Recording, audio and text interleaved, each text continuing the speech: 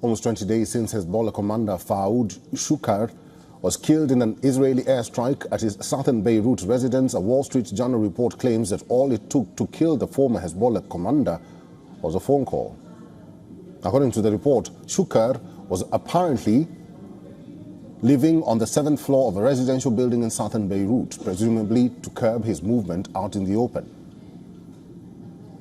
On the day of his killing, the former commander was in his office in the 2nd floor of the same building.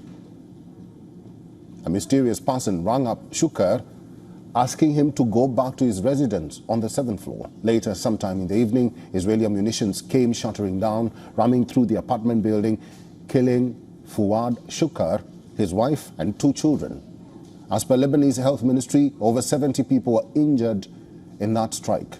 Now, the important thing to note here is just hours prior to Shukr's killing, on the very same day, Hezbollah issued evacuation orders to its high commanding officers owing to the impending threats on their lives. In fact, initial speculations were rife that Shukr might have fled the scene even before the attacks, as officials were unable to find his body.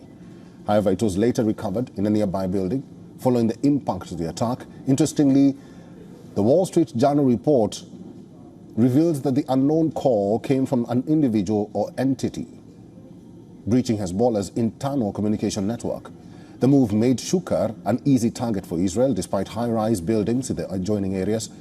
Though a probe is underway on the communication breach, both the Hezbollah and Iran are pointing their fingers at Israel for hacking their communication network. What could come as a surprise to many is that it was only in February this year that Hezbollah's chief and Fuad Shukr's long-time ally Hassan Nasrallah ordered his fighters and family members to avoid using smartphones and lock them in a metal box, fearing intelligence breakdowns. Following this, Hezbollah started communicating with codes on open channels and on their internal communication networks to avoid getting tapped by Israeli intelligence. The fall of Shukr and later Hamas's former chief Ismail Haniyeh the next day in Tehran pushed West Asia onto the brink of a regional war, which the US is trying to stave off.